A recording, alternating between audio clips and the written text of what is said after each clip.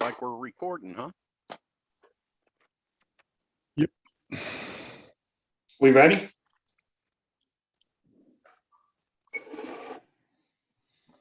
Almost. It's getting set up on YouTube. Moving a little slow. All right, you are good to go. I'd like to call to order the Orange Township Board BZA meeting for Thursday, March 18th. Mr. Beer, would you call roll, please? Mr. Shipley, Here. Ms. Sindauer, Yes, Mr. Oster, Yes. Mr. Miller, Yes. Mr. Trebs. Yes. All right, we're all here. Travis, look at this picture. I'd like to have the swearing in of any witnesses or potential witnesses. If you would, anyone who intends to testify, please raise your right hand and be sworn. Do you solemnly swear that the testimony that you shall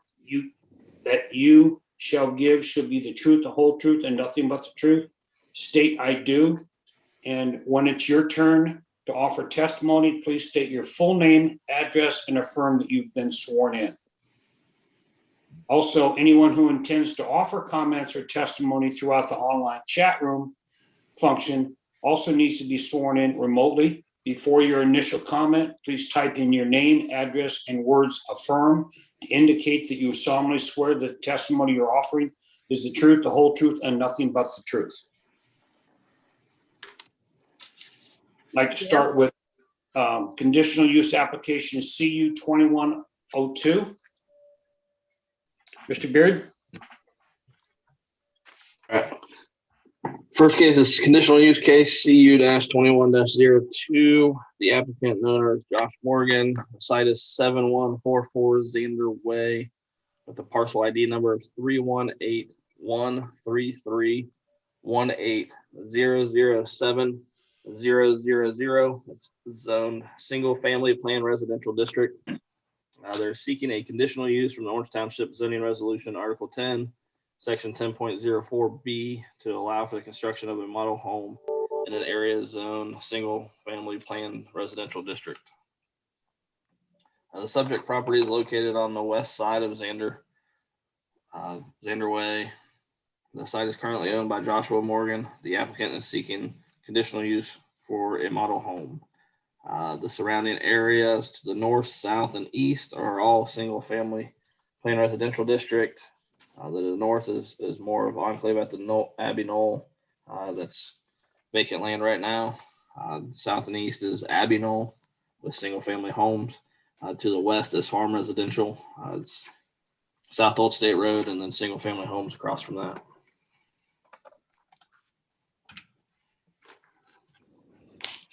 You have a zoomed out aerial of the site. And you have a zoomed in aerial of the site. That pond is no longer there. That's just the satellite image from the auditor's site. It is partially. Yeah, down to the east. Yes.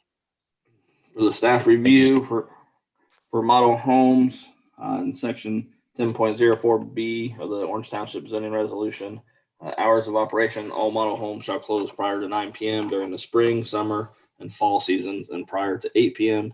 during winter season. No model home shall be open on Sunday before 12 noon. They're proposed their model home hours to be Monday through Friday, 12 p.m. to 9 p.m. and 8 p.m. during winter. Saturday through Sunday will be 12 p.m. to 6 p.m. Number 2, the lighting, all exterior lighting must be down lighting so that absolutely no light shall be cast onto adjoining residential properties. All off-street parking areas must be illuminated. All exterior lighting shall be extinguished at the closing time of the model home, except that which is in character with those found on surrounding homes. The response is exterior lighting will be in character with those found on surrounding homes, and only down lighting will be used. For parking, all model homes shall provide off-street paved parking for the public. Such off-street paved parking shall be located as directed by the Board of Zoning Appeals. Number required parking spaces shall be 6 per model home. The The driveway of the model home may be utilized for not more than 2 of the required parking spaces. Their response is off-street parking will be provided, and see their parking exhibit. Screening and trash receptacles, landscape drawings shall be required to show adequate landscaping and screening from adjoining residential lots, together with the clear marking of the boundaries of the model home lot. Trash receptacles shall be provided around the model home for use by the public. Landscape drawings are provided and include the required trash receptacles. See exhibits. Termination of use, the use of the model home within a residential subdivision or within any single phase of a multi-phased subdivision shall terminate when zoning certificates of compliance have been issued for 90% of the lots therein. The response is that the model home will terminate when zoning compliances meet the standard of 90%. You have exhibit 1 that shows the home that was approved as a residential permit originally. Exhibit 2 is a landscape plan that shows the parking along with landscaping and with some yard lights in the parking lot, and then the trash can receptacle to the right side of the residence.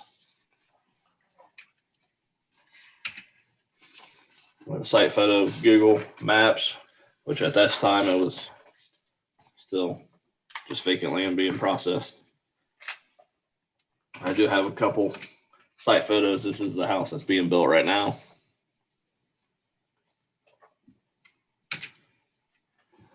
And the parking will be they'll have added parking to the north, I guess, of the house, direction wise. This is just a full version of it. Also the landscaping. And this is an elevation of the house. That was permitted at this location. That is all I have for the application. Courtney Wade is on here as the agent for this application. Hi there. Hello. Hi. Please provide your name, address. Sure. So I'm Courtney Wade. My address is 3 Levering Drive, Fredericktown, Ohio, 43019. I'm the consultant helping Josh Morgan get his conditional use tonight. And would you affirm that you have been sworn in? Yes, sir, I have. Thank you. Mm-hmm. Courtney, I have a question for you. Sure. The 2 drawings that were provided and that were previously shown, one shows the parking, off-street parking to the right. That's the one up there now, and the other one shows it to the left. Right. So somewhere there was a note of this. The first one was the original plot plan, and the idea was to have the off-site parking for the additional parking requirement to the left of the house, but that required a curb cut, and it also wasn't fitting nicely there as far as the size requirements for the parking.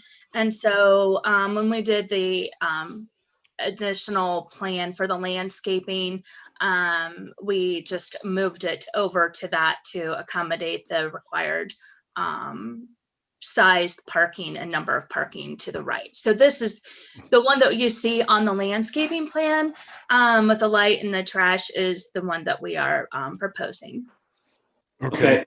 In that regard, your parking lot, is that still shown as a 2-car, or how many cars? Number 1, and number 2, where you have I take it that's the trash container to the right side of the drawing? Yes. Is that okay? Yes.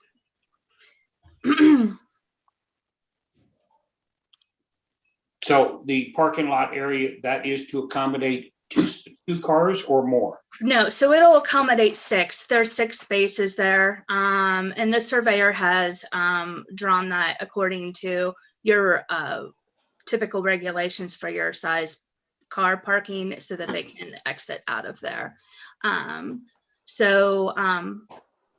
There will be 6 spots there. Okay, my reason for asking that is in the staff review, it, as Mr. Beard noted, the number of required spaces shall be 6 per model home. The driveway of the model home may not be utilized for more than 2 of the required parking spaces. Well, Correct. what is it that we discussed about that when we discussed that earlier on? And since that was on there, I can separate this parking lot and have them separate it and make it bigger so that there's a separation if you prefer Usually, I'm sorry. Yeah, and usually that's what we see. They usually will use the next lot beside it to to. do their parking lot and then just have kind of like a walkway over to this one. And this one would have, it's typical, it's a 3-car, so you're probably going to put in a wider driveway for all 3 cars, correct? But on this thing here, are you going to actually asphalt it all the way past the line into the next lot for this and then cut it out? That was his intention. And then was he going to take that out after the model was done and put it back to a 3? That was his intention, was to have to put it in and then to then later remove it, which was part of his concern by putting it over to the other side with having the curb cut issue would be an additional cost. So, and yes. That's what we usually see. We usually see a different, because generally, I think through the years, the driveway is usually used by the people that are running the model. Mhm. And then, the little side lot in the next lot over is set up for people that come until you sell out to 90% or whatever.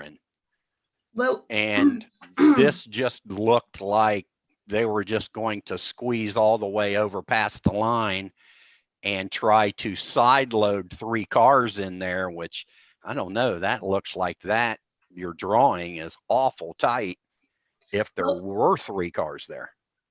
Well, if you look at the picture here, there is 3 bays there for the cars. I understand that. But if you look at your lot here, your drawing where the residence is at, with 3 cars in there all the way across that 3-car garage, you're not going to have a lot of swing room for number one, that very top car that's in there. Yeah, that's the picture I'm looking at. Well, and there's also the issue that there's only supposed to be 2 in the driveway, whether it's a 3-car, 4-car, 2-car. You can only account for 2. Yes. Right. So but actually he should have 4 over in the next lot. Exactly. Yeah. And, and I can't say that I have seen one where they blacktop all the way across this thing to the lot line, to do this. Generally, it's a separate thing in the next lot. And then there's a walkway and a trash can and lighting and whatever to bring them over to this driveway as, I'm just going with what I've typically seen through the years. Right. Ms. Courtney, Ms. Wade, if you would, you said that this was brought up previously. This is the first time the year before the BZA. Oh, no, I've been discussion you had with the original zoning when the application for the entire project. Right. It's the first time I've been in front of you, but I had been in contact with your zoning office and in talking with your zoning inspector. That was what I had mentioned, not in front of you specifically. I just want to be clear. The other thing is, if that's a car to the right, that's in that parking area that goes actually between the 2 different lots, if that's 15 feet wide, how are you going to fit a car in there? Unless it's a a mini. If I'm reading that correctly, it shows 15 feet. Most cars are longer than 15 feet. I'm not understanding the question. I'm sorry. Could you? Okay, where it says the word parking lot, and then if you go straight towards right up there, that shows 15 feet. Is that correct? Um, I believe it's 18. it says It's 18 18 feet. It's difficult to read on there. My mistake. That's no, Yeah, I can it's see it. 18. I have 18. I blow it up. It's 18 feet. Yeah, My mistake. yeah. No, that's But But- yeah, 18 isn't even, I mean, you know, on a lot of stuff, you need at least 20. Well, You know, full-size cars are, you know, pretty long, right. and My- God my- forbid you get a truck in there. Right, my comment is twofold in that entire scenario, whether it be 15, 18, or 20 feet. If you're allowed to have a the parking for 2 cars there, how are you gonna back that car out into the grass? It's not that there is that whole entire will be paved. And so that is basically a parking lot, the entirety of it. And so Yeah. there will be room to back out that will be completely open. Well, actually, the way I read that too, and the way it was presented, you need to have at least 4 spots over in the next lot. Oh. And it doesn't look like you have space for 4. I don't think you have space for 3. That top car is going to have a hard time navigating that apron if there's 3 cars in there. Well, there's also with I don't think that they're even expecting to have all of these lots. I understand that we need to meet your regulations. They're doing by appointment only. So they're not expecting to have an open house where they're having this entire lot filled. And so we discussed having that with that third bay of the of the garage, and that being there, and then the additional moving over there. I can discuss with them moving on the other lot. I just know that they are not really wanting to have the lots, 2 lots tied up with the model home. Okay, the challenge we run into, ma'am, is twofold. A, Mhm. we can only approve or disapprove, and I'm not saying that I'm leaning either way, of Mhm. what's presented to us. So if, you say, well, we don't plan on doing something, if we vote in favor or against something, we have to put in the reasoning for that. Sure. So we have to go by what the drawings provide. Mhm.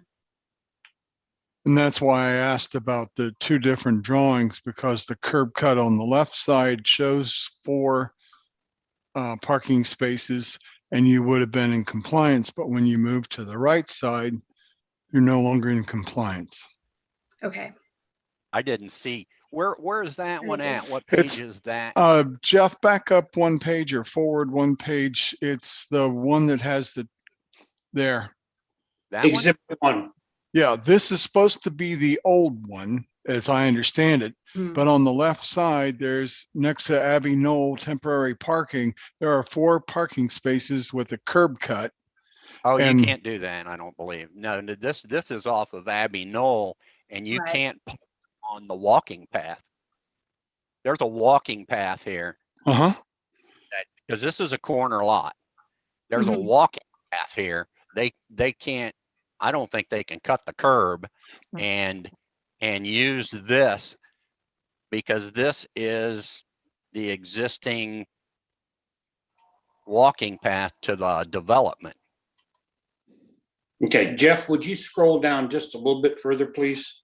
To show. I see what you're saying. I didn't even see that up there, Mhm. but yeah, What I think this- he's gonna need to use the next lot over and do his parking lot and resubmit.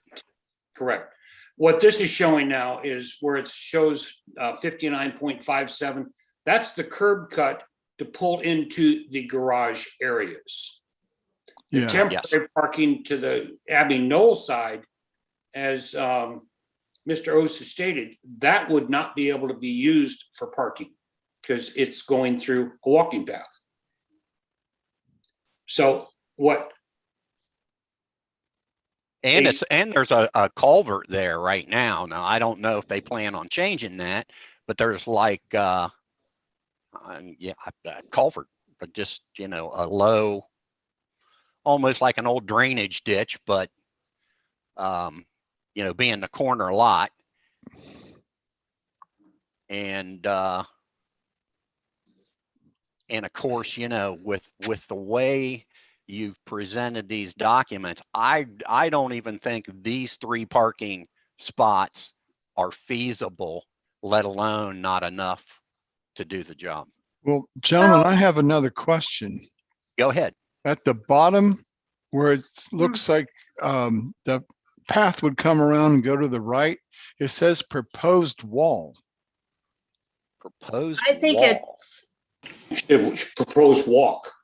walk. Oh, it's walk. Mhm. Probably, yeah. Because I thought, man, I am trying to read that and it looks Yeah. like wall and Yeah, that's going to be the sidewalk. That's not in yet either. The yeah. curb's not cut yet either, as far as I know. And if you- Go ahead, Courtney. So right here, I show the 60-foot for the driveway width, plus an additional 10, and then we are heading across, that boundary lot. So right there is 70 feet. Yeah, but a 60 And foot, so Jeff, can you pull up the other one so we can see how far over? I can't get mine to open up. a 59 foot wide driveway is an extremely big driveway. Right. So that's because we're having those 3 bays. And then, so we have 70 feet over To the lot line. to the lot line. And then the additional 3 feet, or I'm sorry, for the additional car lengths then over there. So, I knew there was somewhere that those measurements, I apologize. My document won't open, but, so I just wanted to point that out because you had concerns about the backing of this car out of there. Well, actually, our concerns are you have to have 4. Okay. And I don't see how 3 is going to work, let alone if you had to add one over there somewhere to back it out all the way over to this cutout. Yeah, but Jeff, Rick, that's 59 feet wide according to the Exhibit 1 drawing. It's Yeah, the Okay. concern is if somebody chooses to park in front of the 3rd bay, then there is 12 feet roughly between 12 the and a back half, yeah. end of the car parked in that position it's shown and the car parked in front of the 3rd bay. exactly. And I just don't that's think really this scenario short. works. Yeah. Yes, especially if that was Kelvin's truck.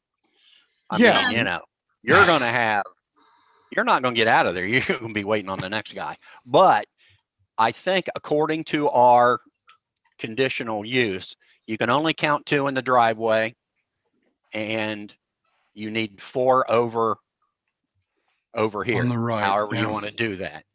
And generally, that's why I say generally what we see is they usually set up 4 to 6 and they just do a pad over here with some kind of walkway that comes over here.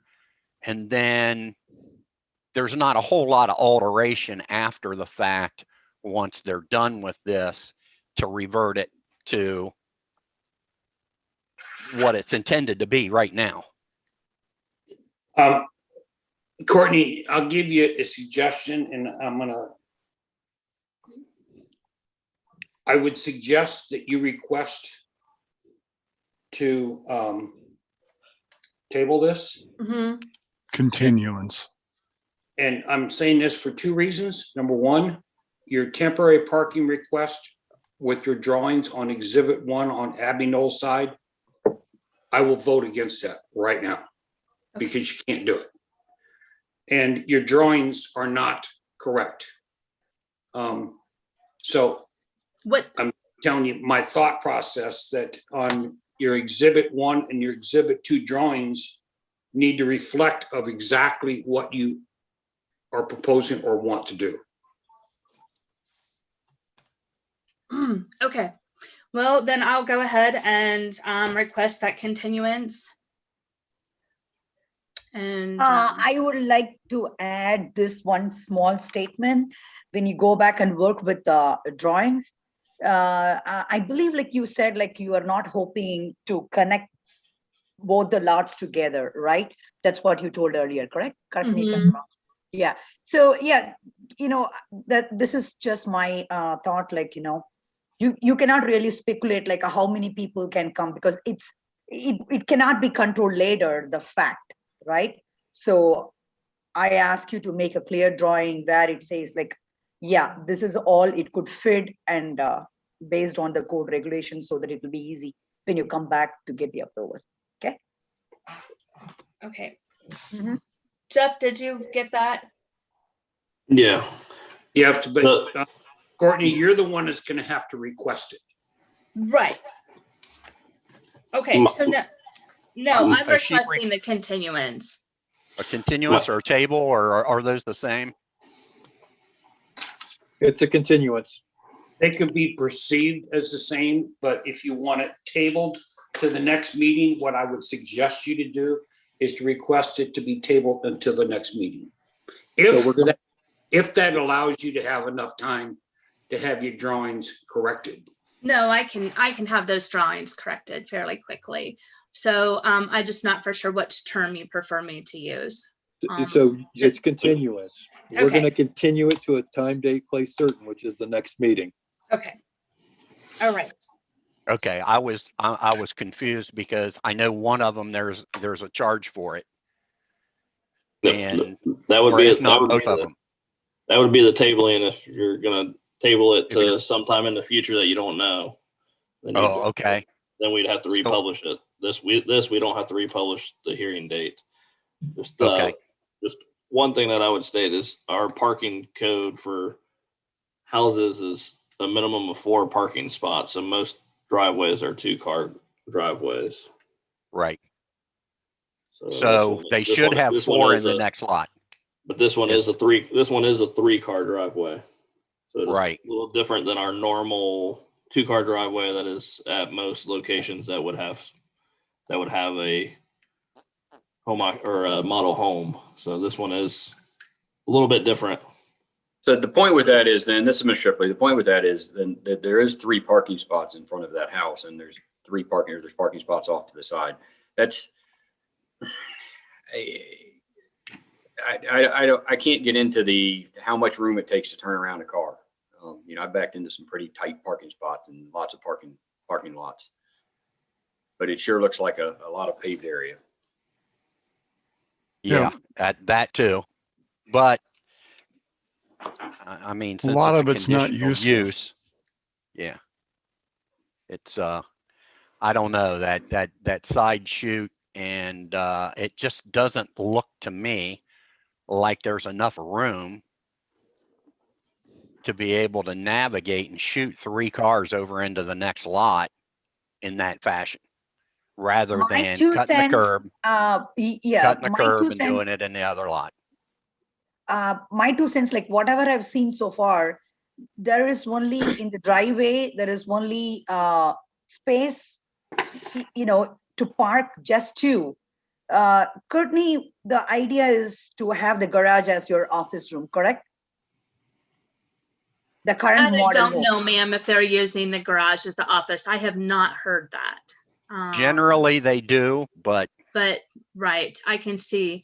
I'll have that answer for you as well, for next time.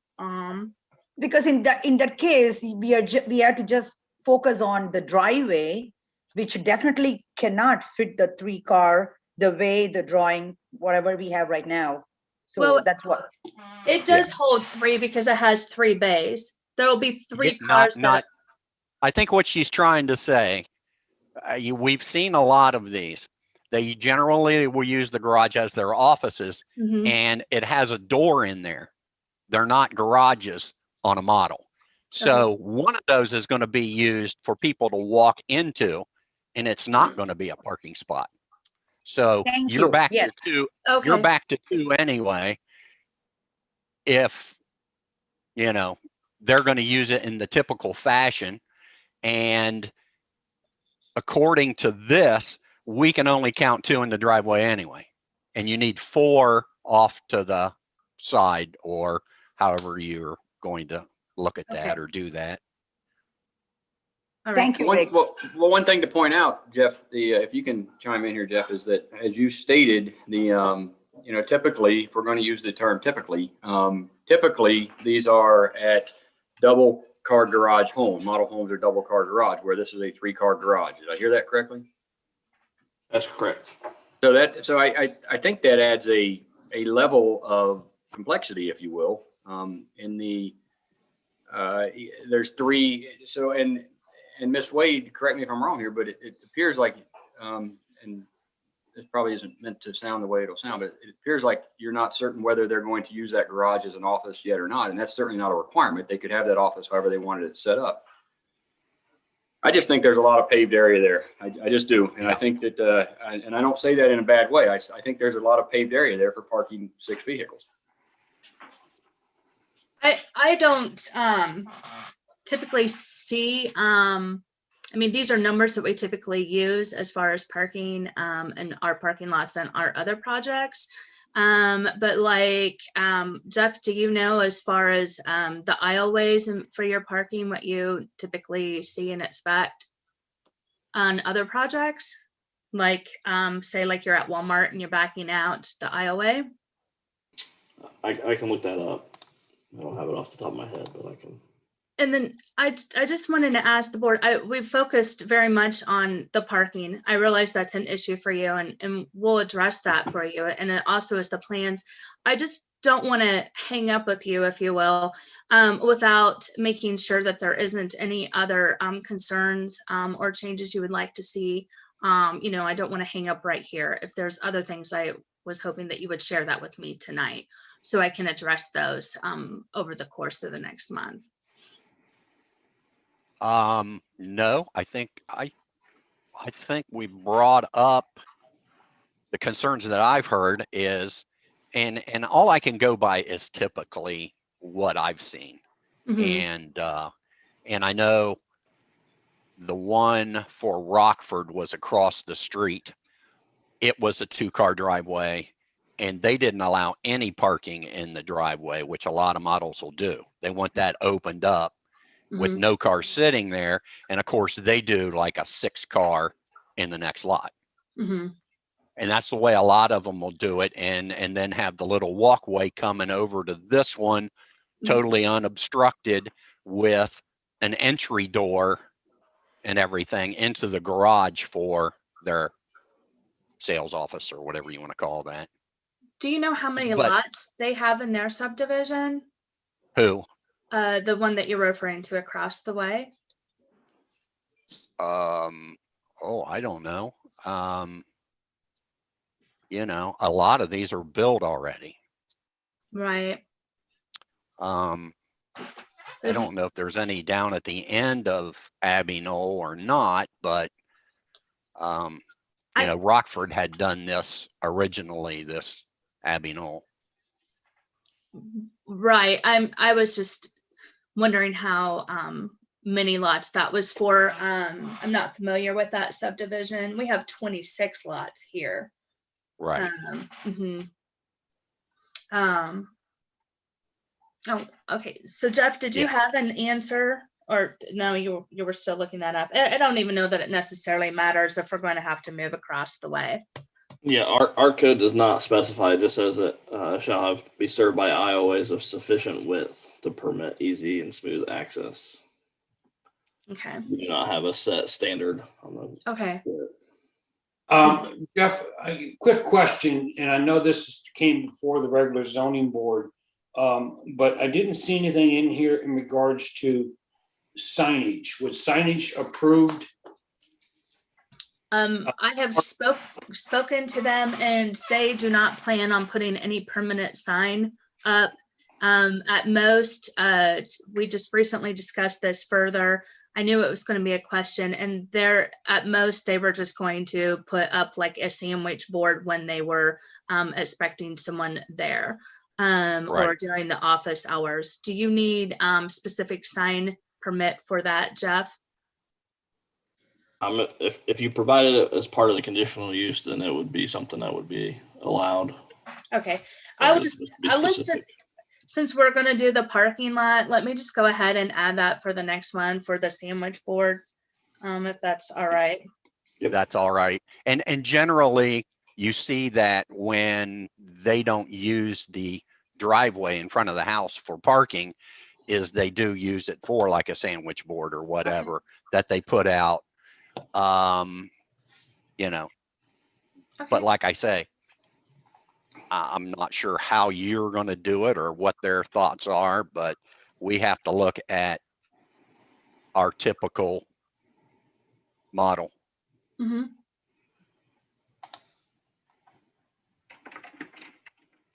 Okay. Jeff, did you say that there is no set guidance for length of parking, turnarounds, this, that, and the other? It just says.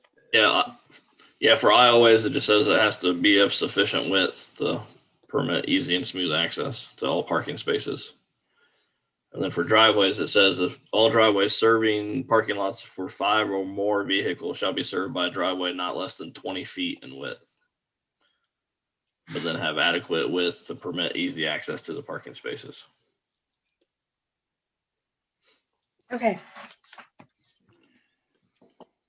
Okay, so if you don't have any other concerns, I'll work on the parking lot, moving that and accommodating the 2 there in the lot, and then 4 offsite. And then also determining whether or not the office is going to be in the garage. And then also the sandwich board sign, I'll get some information for that.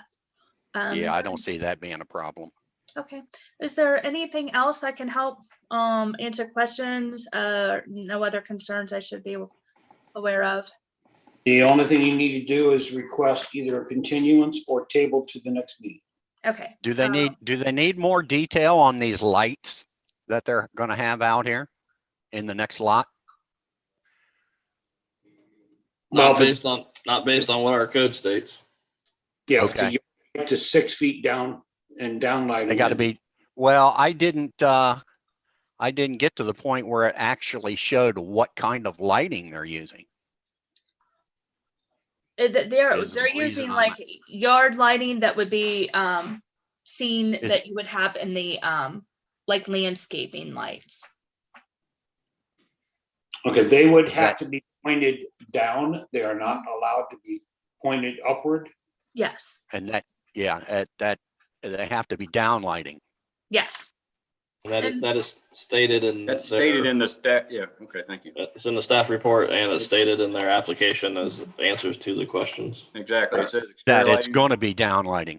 That's what it says. Okay. Okay. Well, I didn't, usually we get some kind of document that shows, what this didn't have too much detail to it. Okay. Ms. Wade, you need to decide on how you want to go because we have to vote. No, Jeff, you had said that I'm asking for a continuance. Is that correct? That is correct. If you're doing it for next month, yeah. Yes.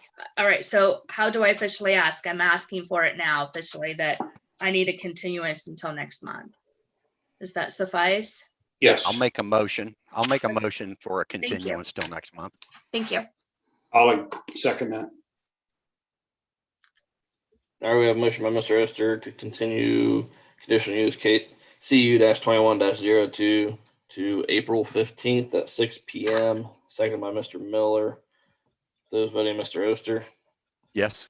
Mr. Miller, Yes. Mr. Shipley, Abstain. Mr. Trevs, Yes. Ms. Sindar. I just want to add this 2 other things. Yeah. definitely the code parking, like you have to come up with a very clean drawing with the measurements and you can sit and talk with Jeff about the signs and also about the lightings. So we really need to get all the clear information about the lightings. I understand you said that like you have the usual sign, I mean the lights, but then we really want to get all the details about the lightings and also the signs for sure, whatever you're going to plan to put it on final. So are you asking for like a picture of the lights that they're using? No, the information about the lightings, what you're going to use. Ms. Sindar, in the staff report, it does specifically state that the lighting will be down lighting. Just as an FYI.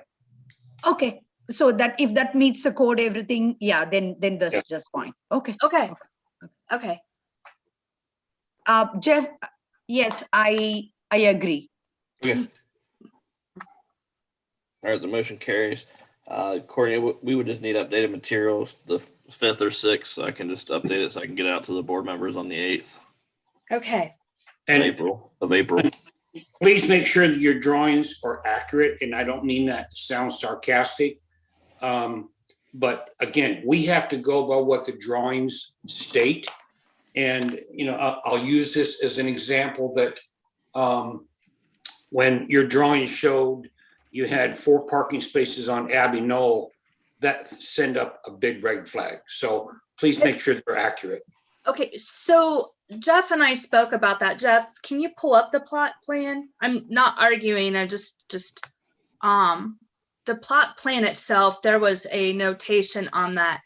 And the reason why Jeff and I talked about that, so at the top I put that, was because I felt like you wanted the original plot plan that was originally approved. So that was why we decided to give that after speaking with Jeff. And that was why I referred you to the landscaping plan for the updated parking location. Yeah, So- but that needs to be in architect's drawing also. This is Article 1, I think, and we had Article 2 with the landscaping. We need the same detail on the landscaping plan, distances and all of this, because that's where the parking spaces you're actually wanting to use were shown. I think that this guy isn't as big a builder as what we usually see, so there's not the level of detail in his application from what we usually see.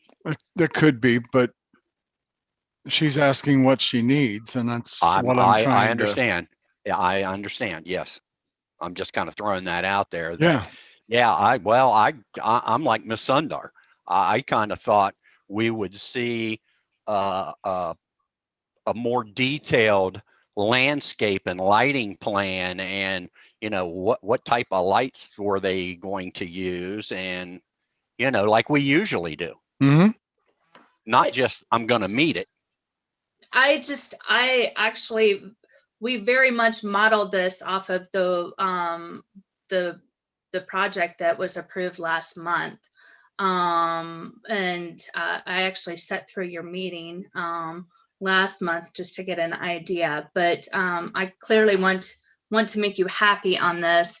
So just disregard this plot plan and we will just update it. Well, no, the plot plan is definitely a help, because it gives us a look at, the space available, because it looks like this house basically was built on the minimum 12.5-foot setback from the side. Mm-hmm.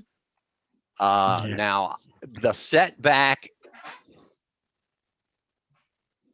that's not a lot when you're using, I don't know. It just doesn't look easy and safe.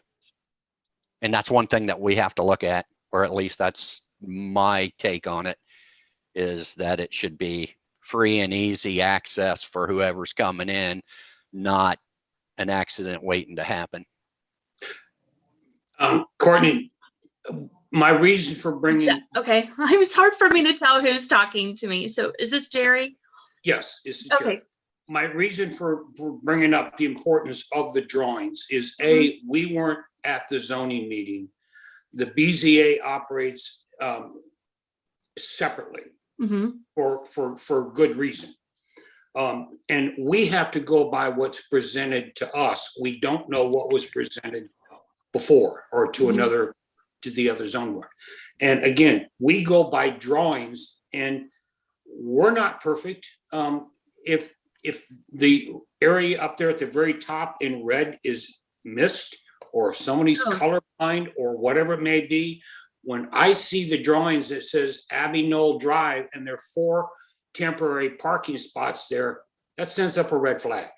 So that's why I'm alerting you of it, not being critical, just being factual. Oh, I understand. I just want to know how you would like me to correct that. Because that was the one that was approved originally. So that was why I was giving that to you. And so are you saying zoning approved temporary parking up here off of Abbey Knoll? I'm talking about the plot plan for the house.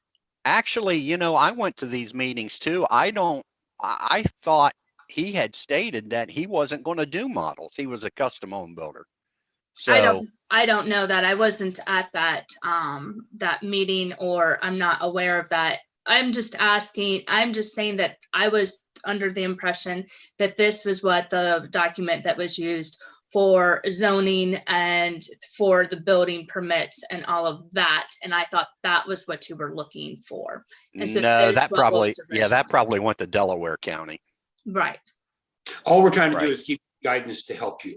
Okay. This was originally approved as a new single family home, and then they decided they wanted to use this as the model home.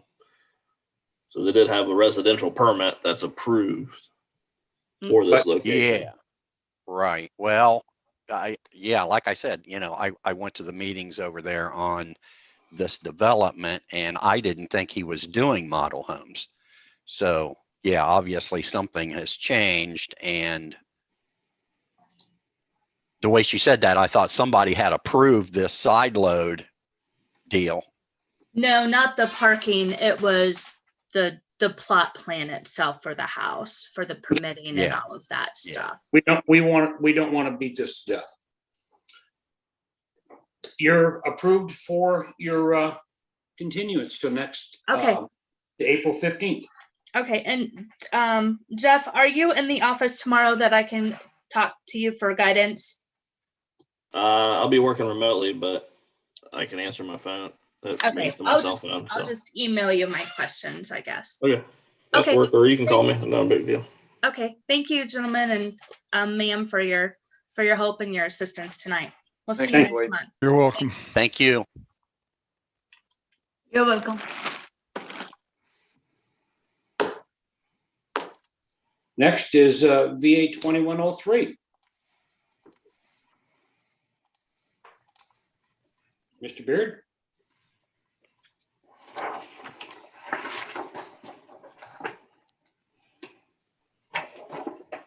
All right. Next application, as stated, was variance case VA-21-03. Applicant owner is Jeffrey Heckman. The site is 6962 Greenspire Drive. Parcel ID number 318-240-22-025-000. It's zoned single family plan residential district. They're requesting an area variance from rezoning case 12451 of the state of Glen Oak to allow for the building of a paver patio and pavilion. This request is just for the pavilion, as paver patios would be allowed. They're requesting a 9-foot variance into the current 35-foot rear yard setback in an area zoned single family plan residential district. The subject property is located on the southern side of Greenspire Drive. The site is currently owned by Jeffrey Heckman. The current rear yard setback is 35 feet. The applicant is requesting a 9-foot variance to encroach within the required setbacks for more space for the pavilion and paver patio. The surrounding areas to the north South, east, and west is all zoned single-family plan residential district. And north, east, and west all have single-family homes. To the south is open space in the no-build zone.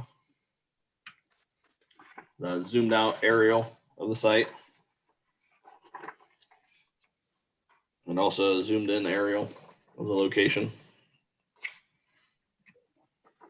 So for the staff review, area variance from rezoning case 12451, Estates of Glen Oak, rear yard requirement is 35 feet. The pavilion would encroach 9 feet into the rear yard setback. Applicant is requesting a 9-foot variance to encroach. This would be roughly 25% request. Exhibit 1 is a site plan showing the rear yard setback. And this is scaled to it, so shows the setback. Mr. Heck, would you need, state your name and address, please? I'm not done yet. Oh, I'm sorry. Yes. My Okay. apologies. Sorry. Hold on, Jeff. Exhibit 2 is a site plan zoomed in Thank you. of the pavilion.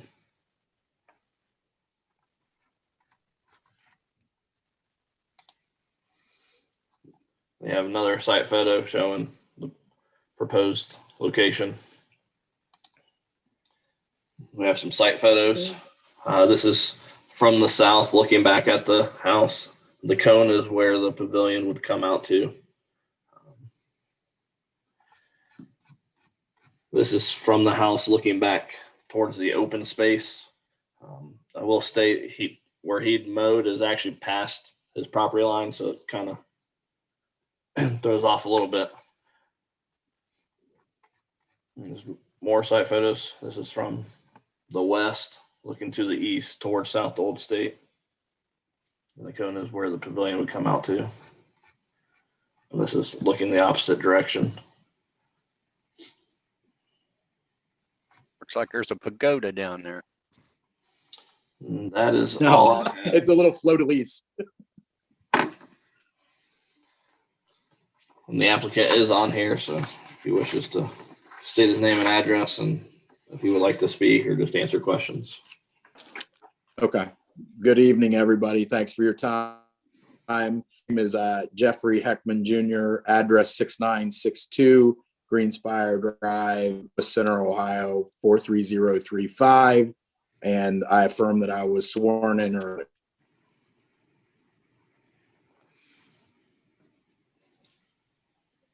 Yeah, that's a picture of what it would look like.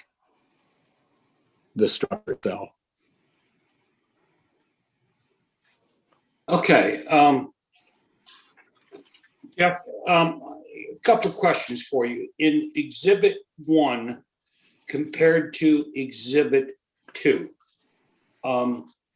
my question is, in Exhibit 1, the existing patio is smaller than on Exhibit 2. And yet it's almost the opposite. Your pavilion on Exhibit 1 appears to be larger than on Exhibit 2. So I'm confused.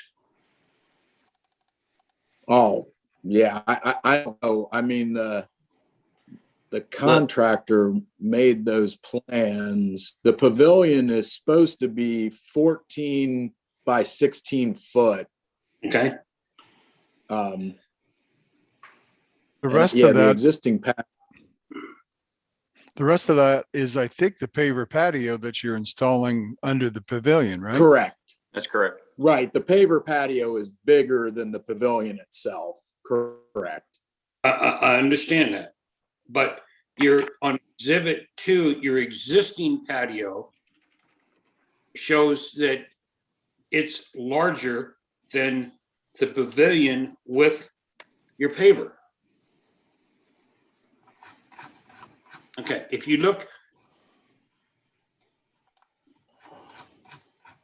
Okay, there's your existing, and this is your paver that you want to install. This, Right. your pavilion that you want to put in it's smaller than the existing patio, but yet on Correct. exhibit 2, It's still just smaller. the opposite. No, It's because it's smaller. his little thing that he's putting onto this paver only takes up the center, and then he's got 2 wings to it that are out in the sun. Jerry, Do I I have don't, that correct, Jeff? Correct. Jerry, Okay, I don't know. yes. I That don't know if is you're looking correct. at it. The image is actually opposite. The other Okay. one is from the back looking. So the top, this is the existing patio at the top here. Yeah. The other one, where on the Okay. first plan, it's the opposite direction. So this is the existing, and this is Right. what he's proposing. Okay, Yeah. I On the other exhibit, it's opposite layout. And actually, on those Showing. actual pictures, I didn't get the feeling that the existing looked that big and square, but Yeah, I agree. yeah, it didn't look like it was a big square. It looked more of a rectangle on the back of the house, but we can only go by your pictures here. And Yeah. yeah, well, I guess he does have that right there. And an aerial view, it does look good. Yeah. Thank you, Jeff. But yeah, I see where you were going to put your little, what'd you call that in the middle? It was a float release. A float, Luis? No, Float release. It's fluid kind of the release. thing. a Like Florida. the the thing that's on the Saints. New Orleans Saints helmet. Yeah. Oh, how well I knew. I grew up down here and graduated from LSU, so. I Oh, know. did you really? One of my best friends, she went to LSU. Yeah. Okay. Now that we have that. Yeah, that was my little marking spot, the float release. Yeah.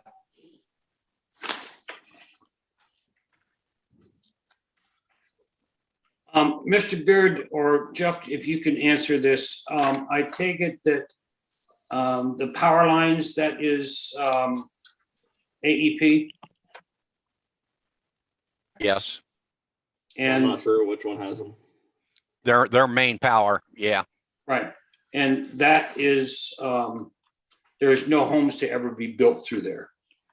That is Yeah, correct. yeah. Considered Correct. green space. Right. Okay. Just want to confirm. And what a sweet deal they've got on that.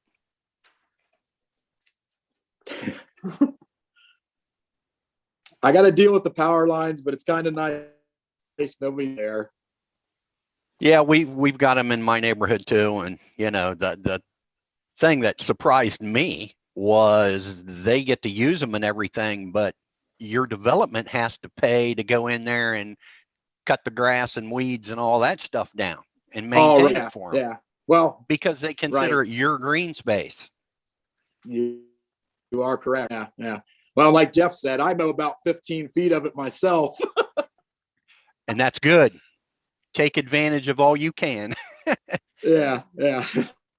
Jeff, you didn't receive any input from any neighbors or any concerns or anything along those lines? No, my neighbor was, I mean, he was going to maybe try and get on, but I guess he had patience late, couldn't get on because he was actually just going to say in favor of it. But it was, you know, that everybody else has been positive that's talked to me. Yeah. I've talked to all of them. Do you have an HOA there? Yeah. And I am in the process of getting that done right now. And so I haven't gotten the final answer from them. They seem to tell me that they didn't think it was going to be any problem. And they kind of asked me if I had talked to you, and I'm like, well, no, I'm getting a meeting with them too. So they were like curious what y'all said. So I'm kind of in the point of getting that finished up as well. And I mean, I wouldn't do anything unless they approved it as well. But I didn't know who I was supposed to go to first, really. Right. They won't let you do it if it's not, if they don't approve it. Yeah. So I'm in the process of getting that done too. Good. But in my opinion, since he's backed into green space, Yep. you know, he definitely has, what do I want to say, more ability to expand into that without any objections from anybody anyway. I think so too. And I think you're looking at 9 foot, 25% Yeah. request overall. And that's it. So Mr. Heckman, I was actually meaning that for Mr. Beard when I asked if he'd received anything from any of the neighbors. Or Oh, sorry. No, that's all right. Yeah. Nope, that's fine. He's good about putting in the package if he did, but I just wanted to, for my own edification, I guess. Right. I had one phone call and they just asked what it was, and I told them, and they said that's fine. They can't see it anyways, so Yeah. they said Yeah. they should be able to use it for whatever they want. So as long as it doesn't impact Yeah. them, they're okay with it, and they were fine with it. I don't have any other questions, Mr. Miller. Okay, I'll make a motion to approve. I gotta get back up to VA 20, 2103. VA 21-03 I'll as second it. submitted. I'll second that motion. please do. Motion made by Mr. Oster to approve variance case VA-21-03. Seconded by Mr. Shipley. Those voting, Mr. Oster, Yes. Mr. Miller, Yes. Mr. Shipley, Yes. Mr. Krebs, Yes. Ms. Sandar. Yes. Motion carries. Very good. Enjoy your new, Well- or pavilion. I'll invite you guys all over if you want. So Jeff, is there anything I need to do next? Do I have to get paperwork or something, or will you email to me? I'll email you the response letter. I'll mail it out too, so you can have it for your records. Then Okay. You would just have to submit for a residential permit for the Okay. deck and the pavilion, and then once we get that, it Okay. takes about 3 to 5 business days or a little longer, and then once you get that approved, you're good to go from us. So. Okay. All right. Well, thank you all. If I have any questions, I'll call you, Jeff. Okay. Have a good night. Thanks, Mr. Heckman. Enjoy. Bye. Bye-bye.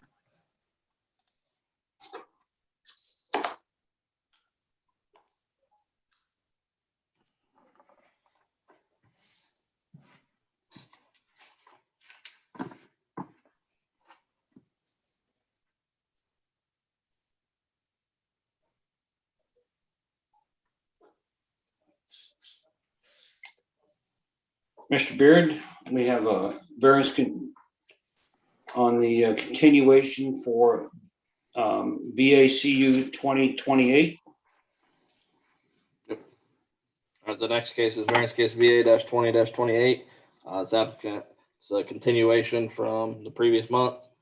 Applicant owner is Life Point Church. The site is 7404 Graphics Way. Parcel ID of 318-230-01-008-001. Zone Farm Residential District. They're requesting a variance from the Orange Township zoning resolution, Article 22, for a monument sign. And then they are also requesting a conditional use for that monument sign.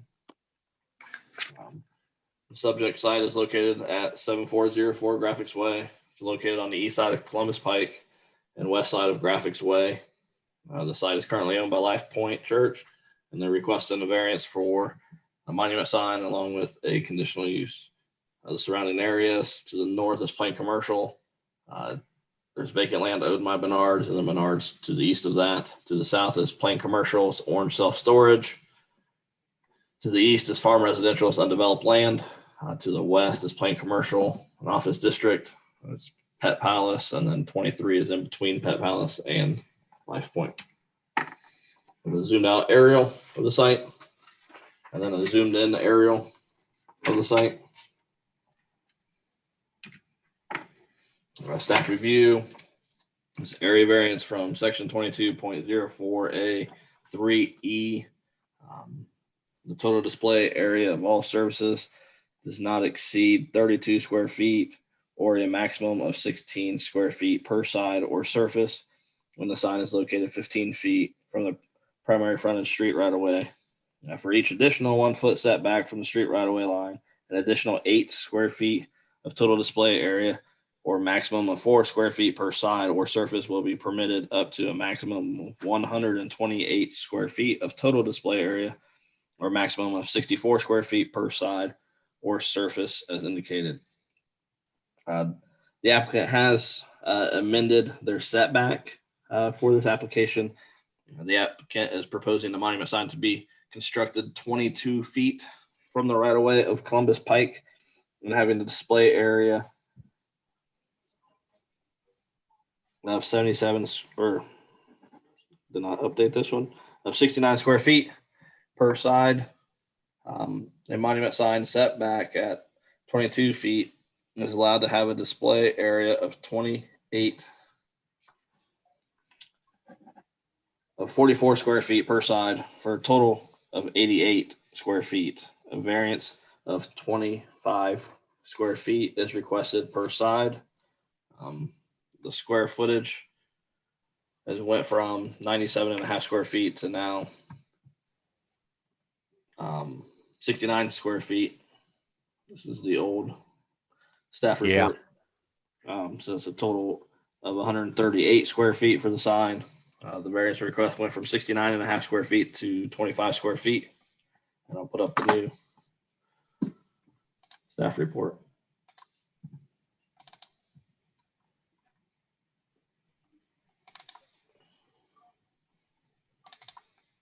I think everybody received the update that you sent out, Jeff.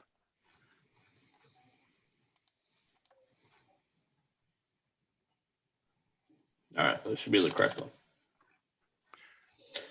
So this shows the updated with the 69 square feet and 138 square feet. And the request is 25 square feet. Yep.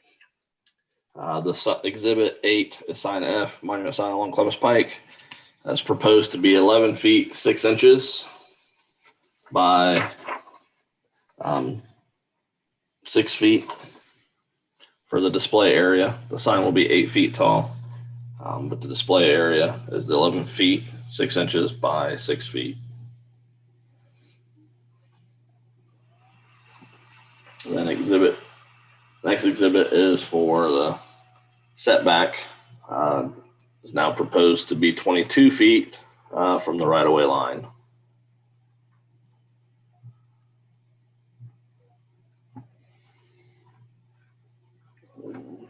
Jeff, just for information, that also moved north and south, didn't it?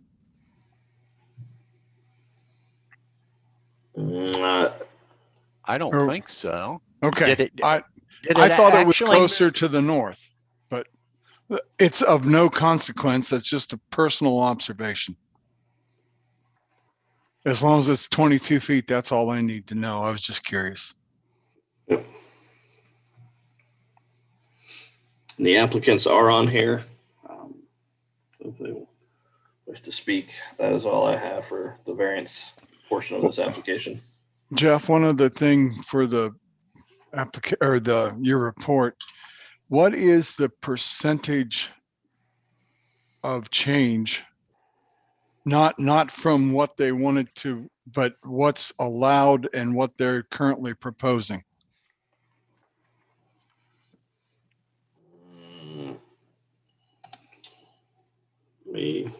Hold on, let me figure that out. I didn't look at that because I know based on last month's discussion and this was updated here recently. So right. Did this move a little further back or Yes. a little Yeah, 4 further feet. towards? yep, Okay. they went thought back 4 feet, so then they were 4 allowed feet. a higher square footage. Yep. That's what I thought. And I think they've worked hard on this to they did. get that back about as far as they can, bring that They sign did. down. Yeah, Absolutely. Yeah. And I would tell them that I appreciate that. And we always try to be very lenient with the churches. And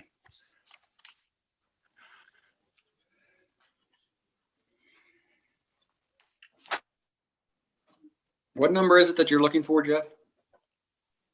That'd be 56%, I believe. That's kind of what I thought. I wanted somebody else to verify my numbers. That'll be more, yeah.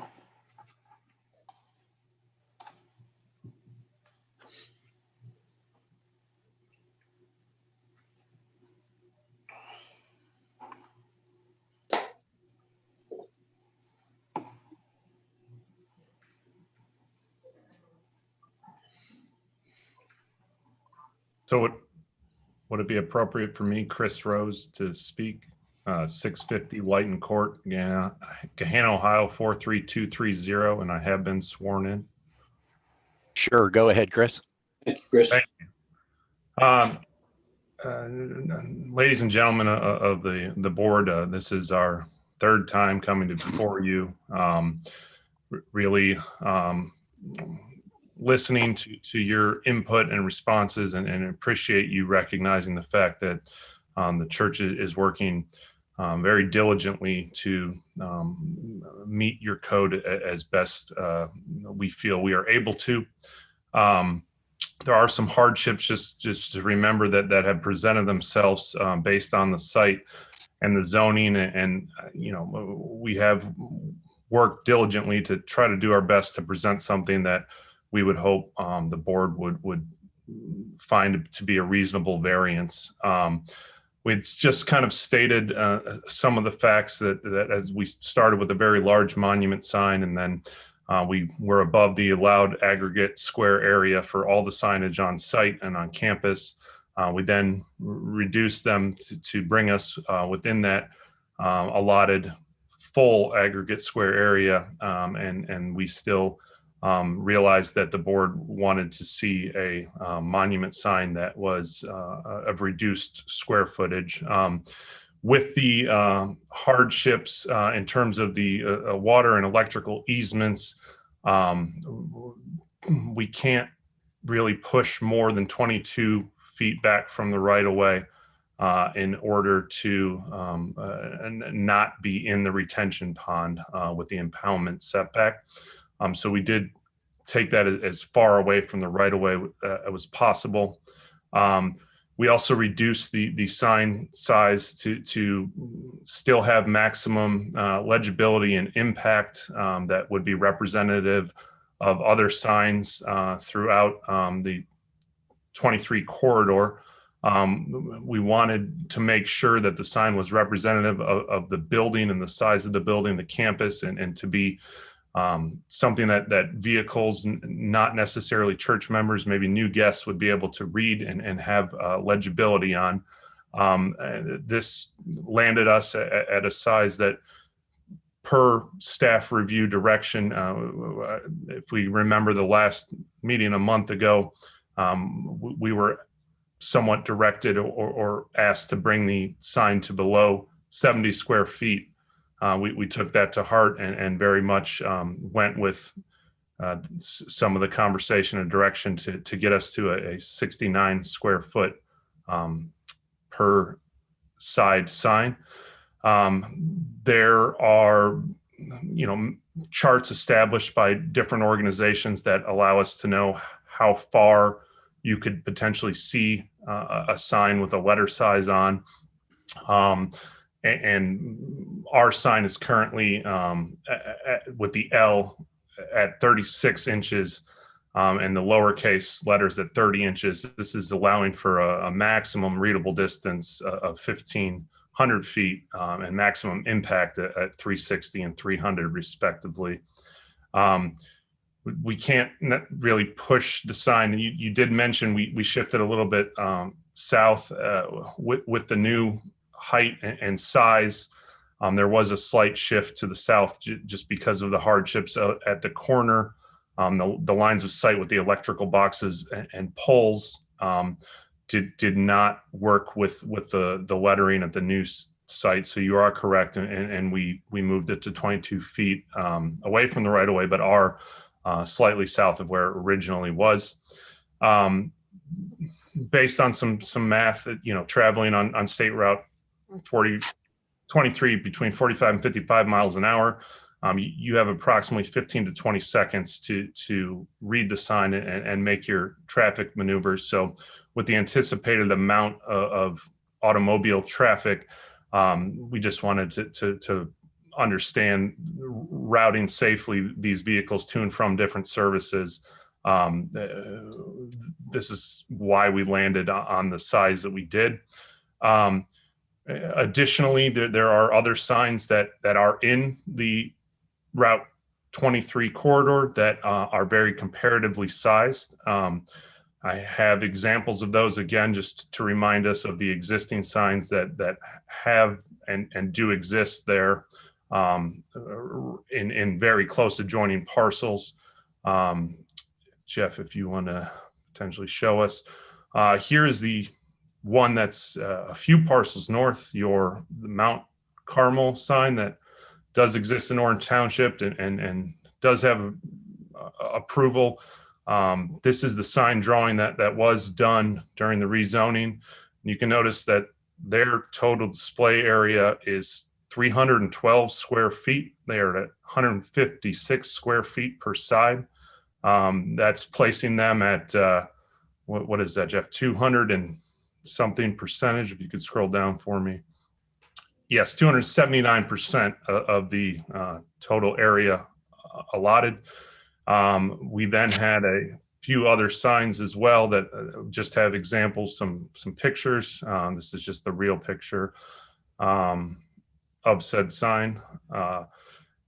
And then we just wanted to highlight that our sign is falling into the same feel, character as the other signs that are here on the 23 corridor.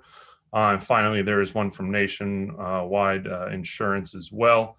And this sign is at a approximate 77 square feet per side, which is again over 100% of the allowable area per the code.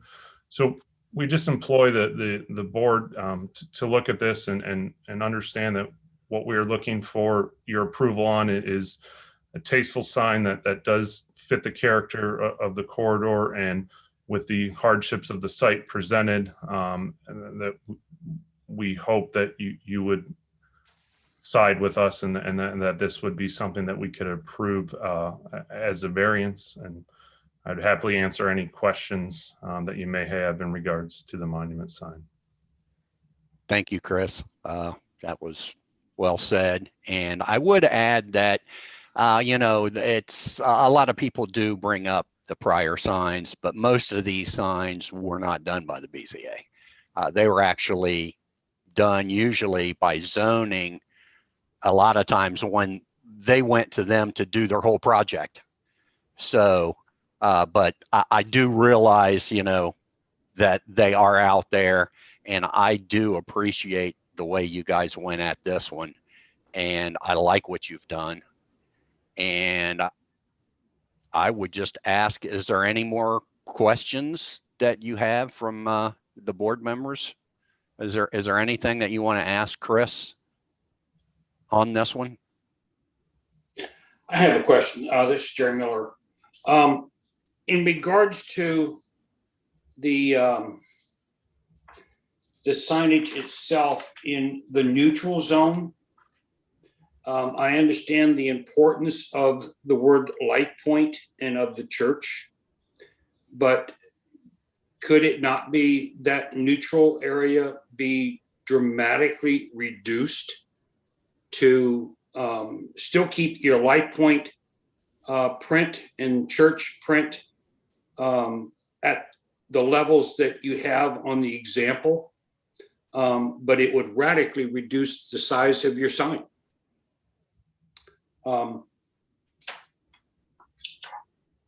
So I'll let you go ahead and respond to that.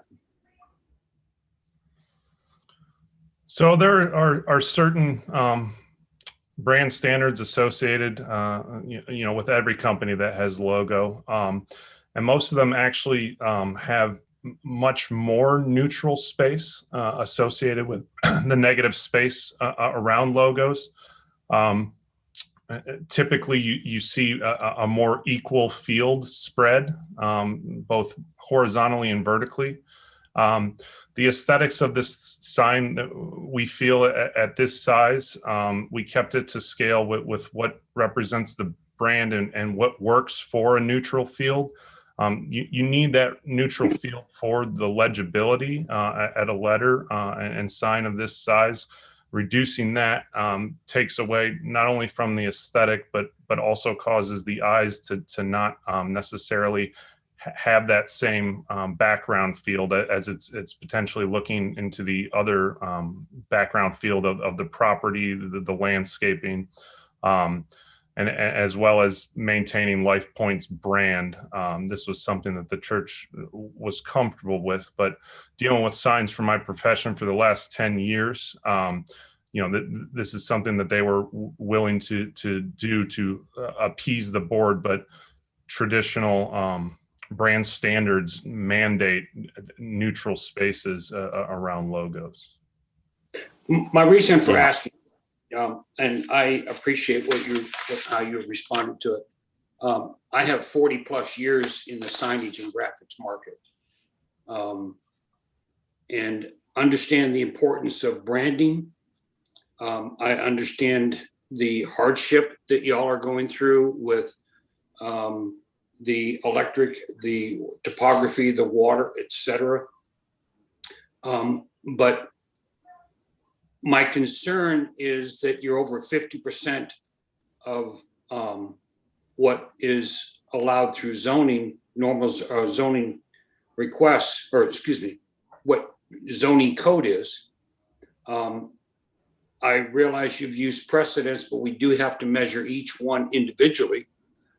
And this is a huge variance where we've already worked with y'all closely and wanted to work with y'all closely on a lot of the other signage that's going to be on the building, the wall signage, et cetera.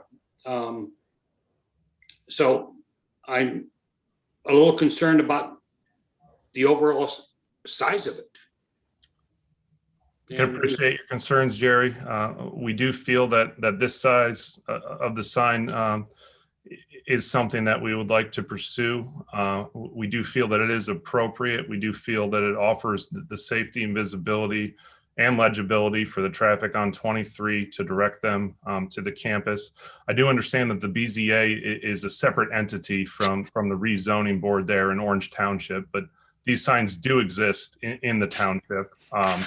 And there is something to be said for things that have passed potentially through a different governmental body. I agree. And we are just where that was on the regular take that into account as well, sir. Right. I was on the regular zoning board for a number of years as well. And right. I was on the zoning board when the hospitals were built. So I understand what you're saying. But we have to have each one measured on its own credence. I appreciate what they've done with this and scaled it down. I think it looks good. And based on these changes, I move to approve case number CU-20-28 for the property located at 7404 Graphics Way in Lewis Center, seeking the conditional use from Orange Township zoning resolution. This isn't variance. This is the variance that we're talking about right now, correct? If you're correct, you're making a motion to approve, if you're making a motion to approve the variance, then I'll second. Yeah. That. I think we have to do it separately. Yes. Gentlemen, I'm looking at the conditional use. No, it's the variance first. The monument sign. Okay. Right. I'm past that one. Sorry. Before we vote either the conditional use or the area variance, if there's any other questions to the applicants, I'd like to hear those addressed first. And before we do vote, I would like to take this into private session.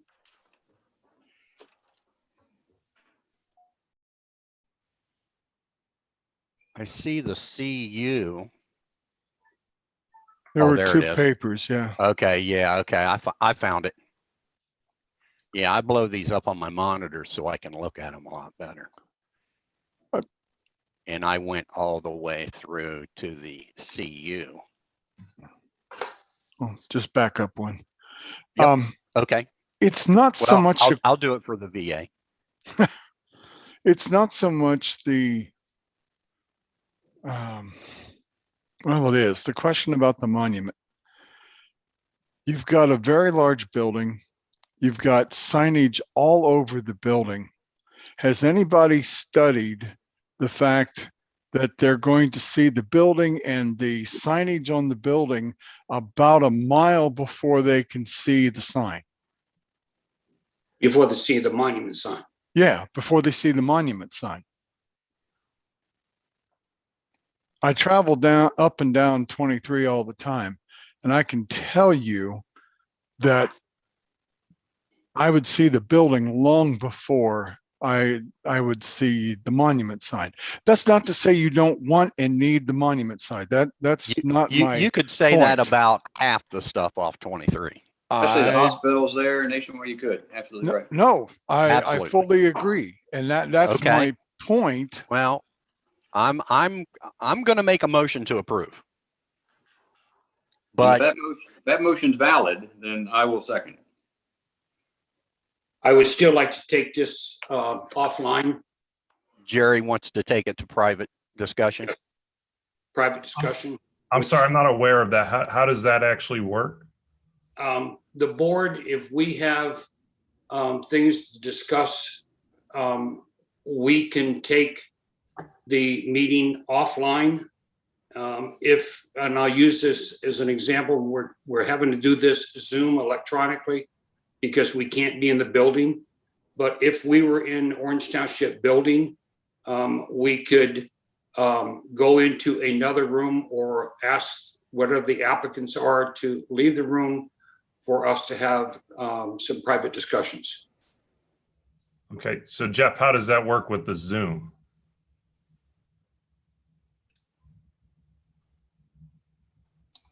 If they decide to do this, they will go through breakout rooms that they would go in, and then when they get done with that, they would come back to the regular Zoom meeting. Pete, how does this work since there's already been a motion and a second? Right, so the board, so motion second, so the board, after that is done, has the ability to deliberate like they're doing now. So I think from a procedural perspective,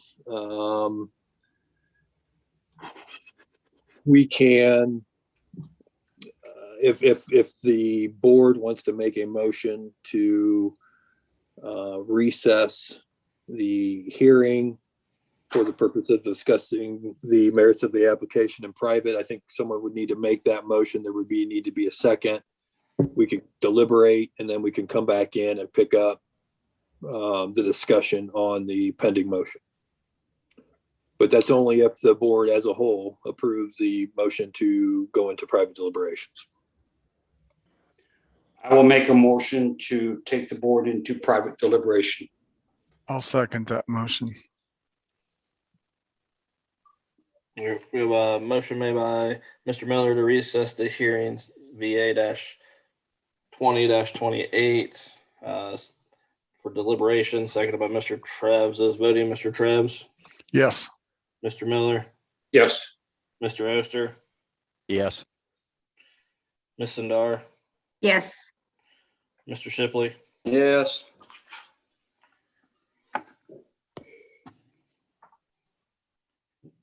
I'll invite you to breakout rooms, and this will just be the board members. And then, Jerry, do you want legal counsel to attend? Please.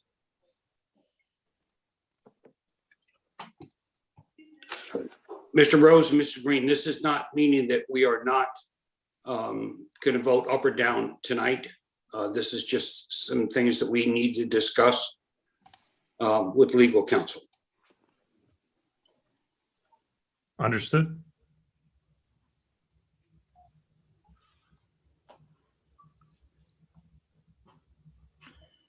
Do you know approximately how long, Mr. Miller?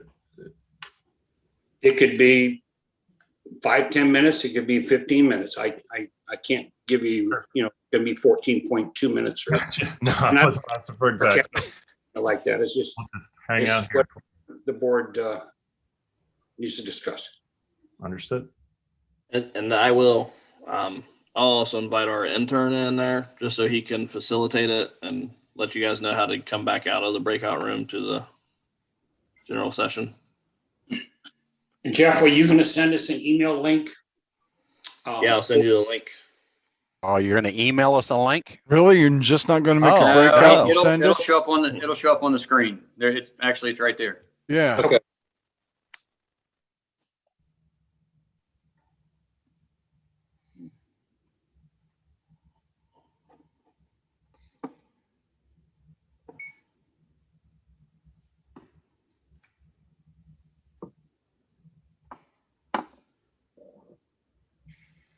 Hi. What's going on with you, Chris? I thought your presentation was good. We will see. Thank you. Very good. You guys are awesome. I'm just going to say that. Rebecca, you've crushed it every time. All right, this one here seems more Chris than me. He did a great job coming together with a You presentation. guys have done, I know how much work this is after having done this construction stuff for a little while. So I just know how much it takes. It takes a lot. It's a lot of work for you guys that huge building together. And it's a lovely building. It really looks nice.